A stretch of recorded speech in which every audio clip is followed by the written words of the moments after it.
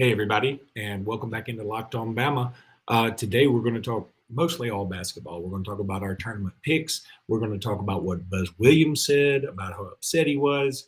We're just going to talk some basketball memories when it comes to Alabama. We're going to do all that and more. Thanks for making us the first place you listen to when it comes to Alabama podcast. And let's go ahead and get started with this thing. What do you say? Are Locked On Bama, your daily podcast on the Alabama Crimson Tide, part of the Locked On Podcast Network, your team every day.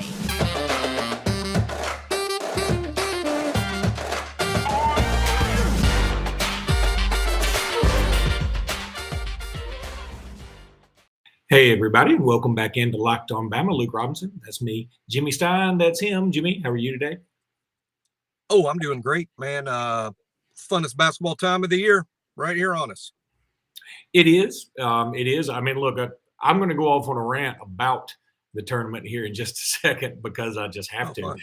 But I do want to say this episode is brought to you by Bet Online. I'll be talking about them in just 1 minute. Jimmy, couple of things first. Little quick hitters.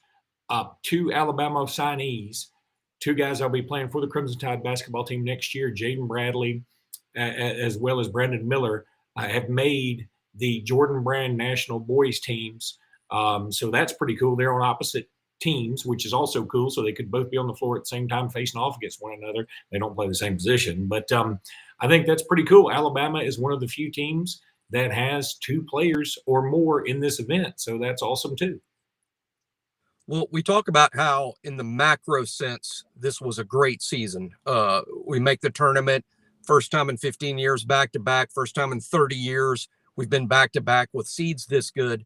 But the real reason the program is ascending is the talent level is improving. There, you can make an argument that Alabama is just getting better and better, and there's evidence of that right there. Definitely is. And Jimmy, I got to go off on a little bit of a rant myself, and I'll let you feel free. Chime in afterwards. Buzz Williams had a very impassioned, prepared speech after his NIT win last night, where he goes off on the NCAA and he's very upset because his team didn't get in. And look, I think that's fine. You're upset your team didn't get in. Okay. I mean, I've been there. We've all been there that you feel like you should have gotten in and you don't. But he was literally brought to tears and basically said it defies logic that A&M didn't get in, which is, I mean, let's not go overboard, Buzz. I mean, a couple of things. First of all, yes, I would have put Texas A&M over Michigan. I would have put Texas A&M probably over Notre Dame or even Rutgers. I would have done that. Now, in a perfect world, I would definitely have Texas A&M over, say, Texas A&M and Corpus Christi. Texas A&M and Corpus Christi has no business in this tournament. Neither does Texas Southern. Let me run down a few other teams I don't think. San Francisco. I don't want Richmond. They were the 6th seed in their tournament. They just happen to get hot, and so they get included, and a worthy team gets excluded. I don't like that at all. I've said that a gazillion times. If you're going to do 68 teams, let's do the 68 best teams. Let's not do a team that gets hot right at the end. But, you know, here's the other thing, Buzz. Because the tournament is what it is, which is pretty arbitrary in terms of who gets in as an at-large, don't schedule Abilene Christian, Houston Baptist, and Dallas Christian. That sounds like you played a bunch of hospital all-stars. Don't do that. Don't play them. You can't. That's all you played. You played Wisconsin and got your brains beat in. You played Notre Dame and you did beat Notre Dame, but we've already discussed. I don't think Notre Dame should have gotten in. And here's the other thing. Notre Dame also beat Kentucky, which Texas A&M didn't. And Notre Dame also went 15-5 in the ACC, which is Power 5 conference. Texas A&M went 9-9. I appreciate Texas A&M's run in the tournament. I thought that was very cool. And if they had won the tournament, they would have gotten in. But they didn't win the tournament. And I'm sorry, Buzz, you also said in your impassioned speech, hey, from Valentine's Day to right now, we were pretty good. That's right. The problem is the season starts in late October, Buzz. So you can't be complaining about, hey, you know, for the last week, we've been hell on wheels. That's great. Awesome. For the last week, I've been doing sit-ups. I still have a stomach. You know, things you gotta be more committed than that. You gotta have a better showing than that. So I'm tired of people saying Texas A&M got hosed. They didn't get hosed. No, I would have put them in over Michigan. I'll say that a million times over. In my perfect world, A&M gets in, Michigan gets in, Rutgers, Notre Dame all get in, and Texas, Corpus Christi, Wyoming, let's see, Montana State, they're all left out because we know those teams aren't winning a national championship. We know they're not the best teams in the country. I want the 68 best teams if we're going to do it. I don't want any auto bids for teams that are just small because we have bleeding hearts. Let's do this tournament right. It can be better, and it'll still be dramatic. All the people that are arguing with me saying, yeah, but it's so much fun when a Montana State beats a Wisconsin or whatever. First of all, it's not that much fun. Secondly, it'd be just as secondly, it'd be just as Cinderella-y if Texas A&M were the one to beat, I don't know, Arkansas or whatever. I mean, that's a bad example because they're in the same conference. Or Texas A&M were the one to beat Gonzaga. That would be just as cool, and it would be just as Cinderella-y. So I get so tired of we must protect these small schools. How many people literally watched Texas A&M Corpus Christi versus Texas Southern last night? I bet you the ratings were very low, not only because they were just on True TV, which I guess interrupted its Impractical Jokers marathon long enough to show a basketball game, but also because it's just a basketball game nobody cares about. And then one more thing, Jimmy, a national guy, usually national guys don't agree with me. They love this, let's let the little guy in, which I just can't stand that argument. But this one guy said today, he said, why does the NCAA tournament, which is the most dramatic tournament, I don't know that it's the best championship format, but I think it's the most dramatic of all of them. Why do they start their tournament with Texas Corpus Christi versus Texas Southern to draw people in? Why do that? Why not start with something worth a damn and start with something that brings eyeballs in? And let's go back to, I think 64 is too many, but let's go back to 64 teams and let's get the 64 best teams. And on Thursday, everybody starts, on Thursday and everybody's tuned in because Tuesday night at 6:10, if you were watching Texas A&M Corpus Christi versus Texas Southern, you got a gambling problem. I did watch some of it, but only for one reason. I watched a little bit of that game. So because I felt like, I'm really excited about the tournament. I wanted to watch it start, so I watched really the first half. I didn't watch the second half because I didn't care who won, and I wasn't exactly enthralled by the basketball.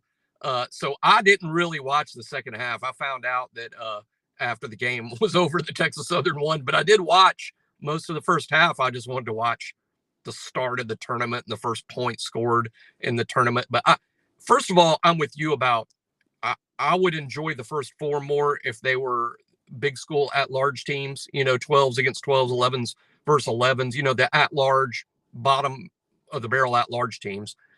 Second, they're never going to take, now that we have our first four, they're never going to get rid of it because it does draw enough eyeballs to make money. It makes money. Enough people watch to where they're going to continue to do this. They're never going to make less money by getting rid of it. But I'm with you. I wish it was 64. I wish they had never done it. It would have been an easy thing to do for me. If it's like, hey, we got too many teams and too many conferences now. We can't squeeze out the big schools because we have to include all these little schools. Well, here's an idea. The champions of the four conferences with the worst RPI, they don't make it because there is such a thing as conference RPI. That's judged and evaluated. And at the end of the year, they could have said, well, okay, season's over. The four shittiest conferences were these four. Your champs don't get to play in the tournament because your conference was just too bad. And that's how they could have kept it at 64, but they chose to do something else. Now I love your rant about, there I go again, every episode. And your screen is gone. I'm coming back. Here I am. Okay. Here I am. Now, I love your rant about sorrowful press conference. I'm with you. Walt, stock and barrel. I don't even know if that's a real thing to say. But my point is, Buzz, partly your fault. Not the losing so much. You had the resume to get in. I'm with you, Luke. I'd have put A&M in. I could have found 3 or 4 teams to leave out, including Notre Dame, including Rutgers. I would have put A&M ahead of them. So I agree with the wailing. I agree. I'm publicly, wherever I've posted it, tweeted it, A&M should be in this field. They really should. The committee screwed this up. Now that that's all said, A&M, this is your fault. And it's the scheduling. You scheduled way too many total tomato cans. You scheduled wins. It's the one thing the committee has been consistent about. All through these years, the committee has been consistent on that one thing. We are not going to give you credit for beating shit teams. You get no credit for that. Oh, and if you lose one, goodbye. And they didn't. They beat all these tomato cans they knocked over, but they played too many. I think Alabama only played one quad four team or two. Maybe Georgia was a quad four, and you can't help that. They're in your own conference. It's not like you can. Alabama didn't schedule Georgia purposefully. They were just on the schedule, and Alabama lost.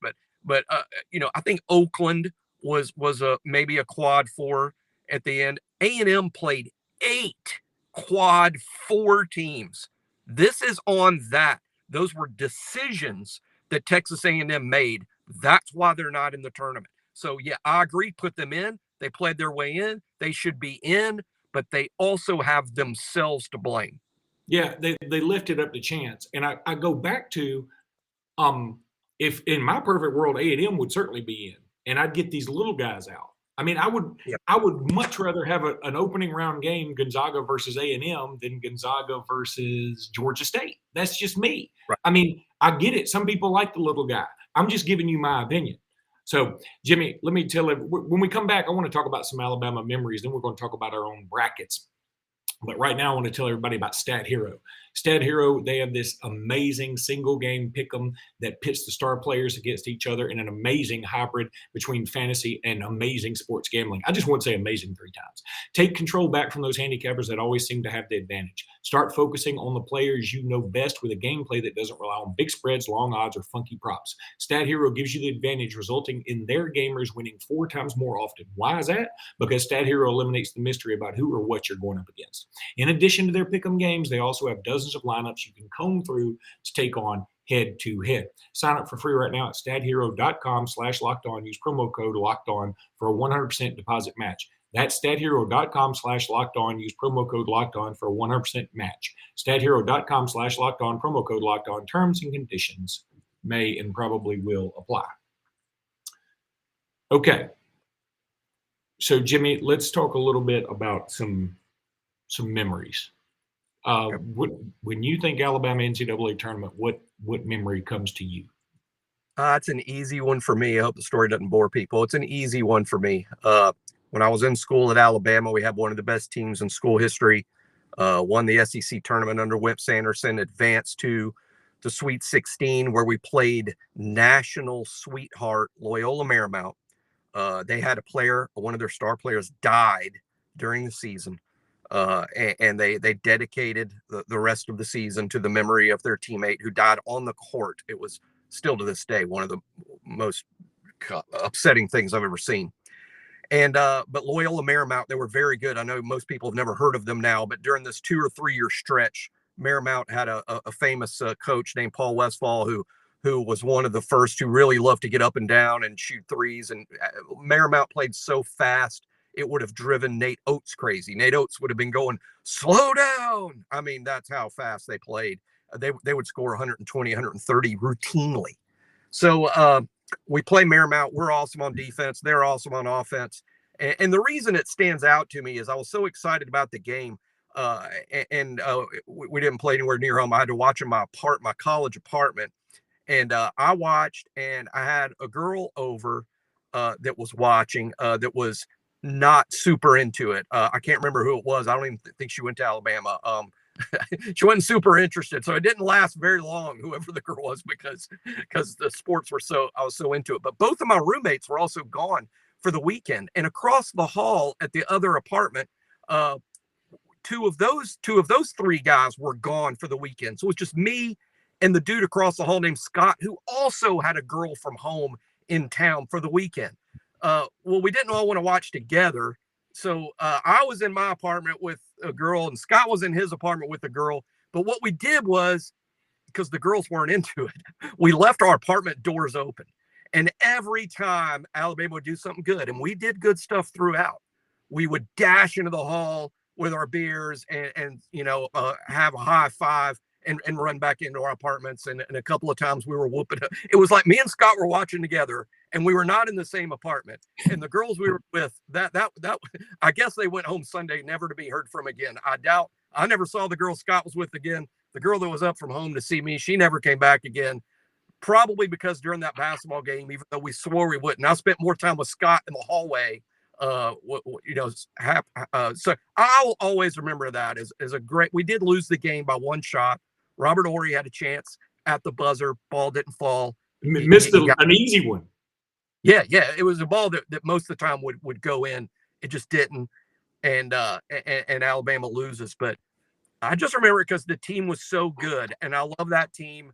And it was a cool memory of a game from a long time ago. But when I think of Alabama in the NCAA tournament, that's what comes to mind for me, and not necessarily some bigger games or some bigger wins.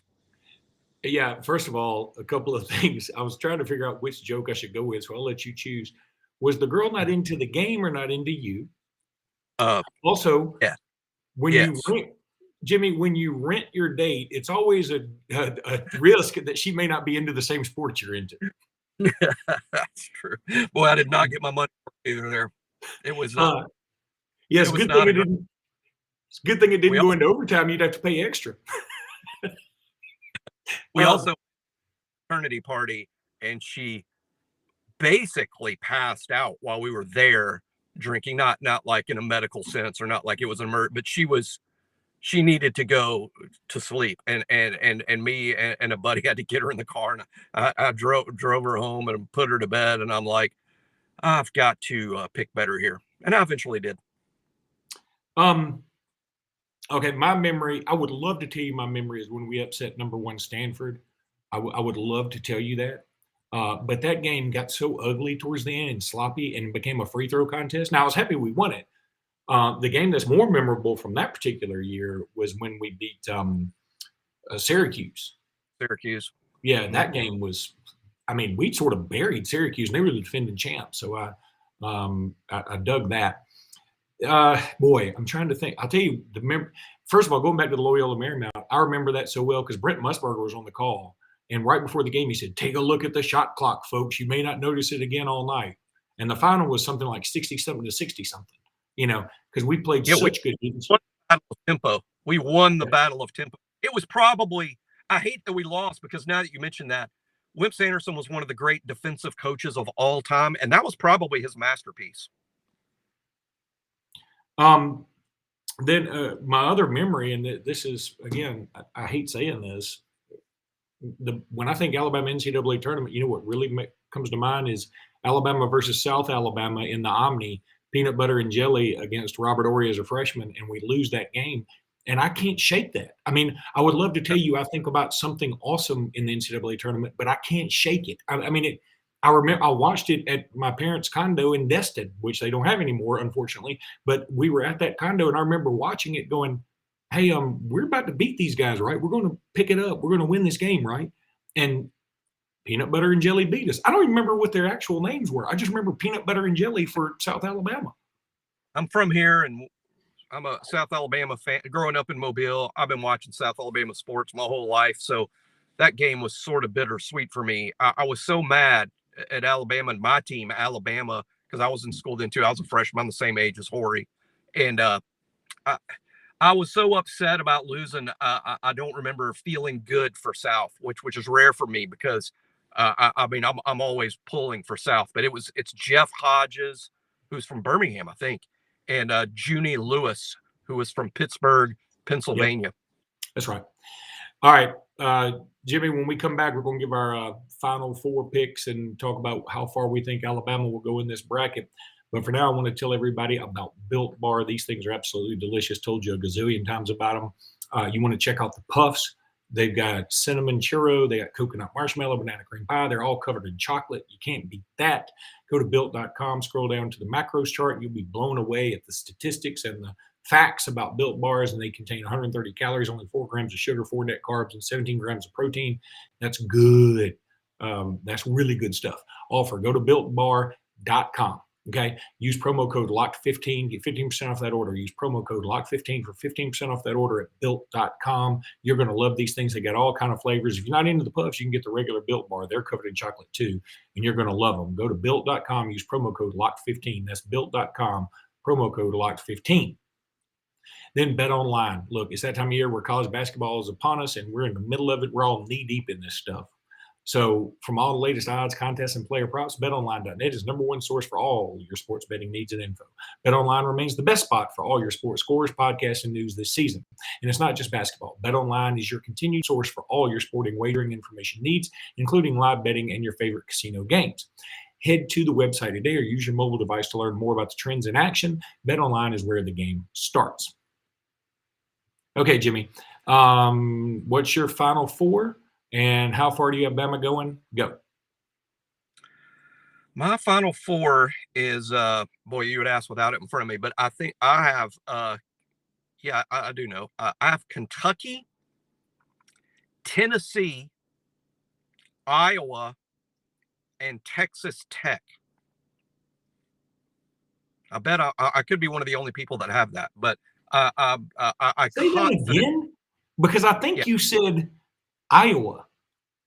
I did say Iowa, 5-seed Iowa, who I have losing in the national championship game to Kentucky. Do you hate money? That would be that. No, actually, I don't. It would sort of be the opposite. Okay, but I've. Oh, by the way, I didn't put real money on any of it, not yet. And I might do that later today. I'm still contemplating putting real money on some of the, and if I do, I might have different picks.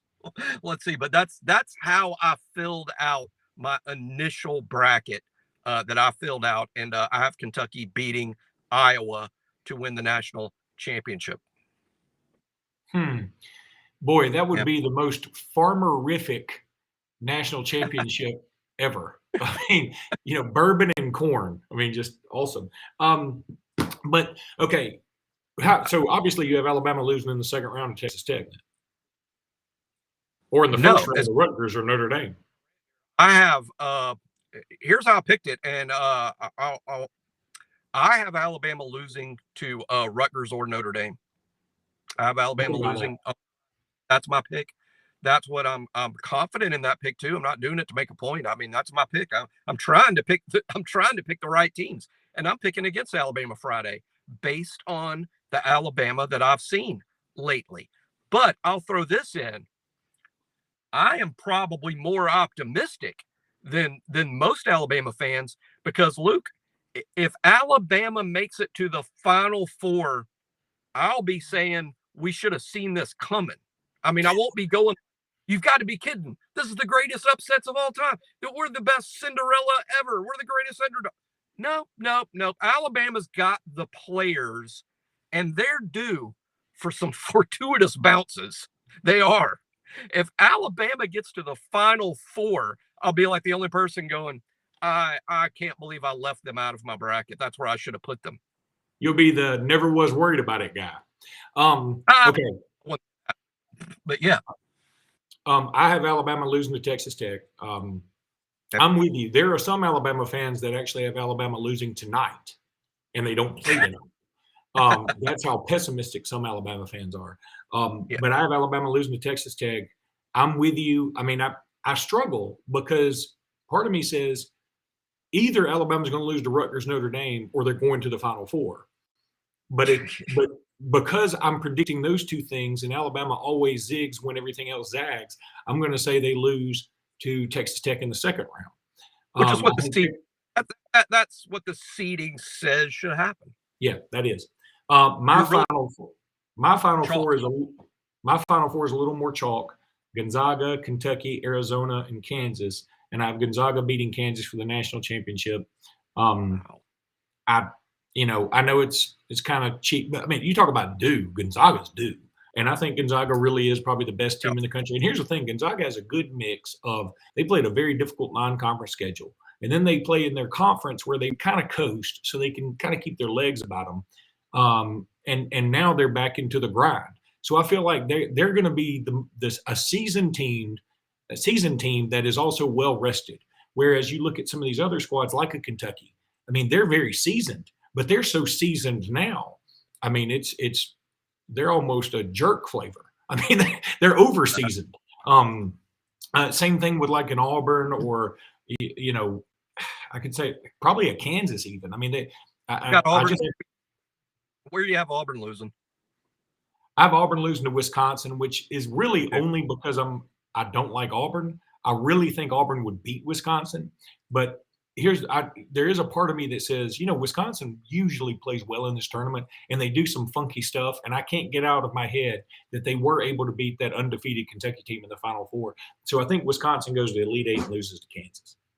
Yeah, I have Wisconsin beating Auburn too, and hey, I'm more wrong about Auburn than anybody's ever been in any sport at any time. But the way I view in January and February, early February, I would have maybe picked Auburn to win the whole thing. I thought maybe at times they were the best team I saw in college basketball. But it seemed that as the season wore on, they became really dependent on Jabari Smith, who's a fantastic player who might deservedly go number 1 in the draft. I wouldn't be against my NBA team, whoever the hell that is, drafting Jabari number 1. I think he's cool. But Auburn to me was a better team when it was a team instead of Jabari and the other 4 guys are clearing out. That's kind of funny because most Auburn people are the other way. They want to give the ball to Jabari and let everybody move out of the way, and they don't think he touches the ball enough. And I don't know why you're frozen, but you are. So what we're going to do is, Jimmy, you are frozen on the worst frame that's ever been frozen. I mean, I'm good. I'm just making you big so people can see this. All right. I'm letting Jimmy go because that was bad, but we'll stop it right there. So until tomorrow, folks, roll tide, everybody. Auburn sort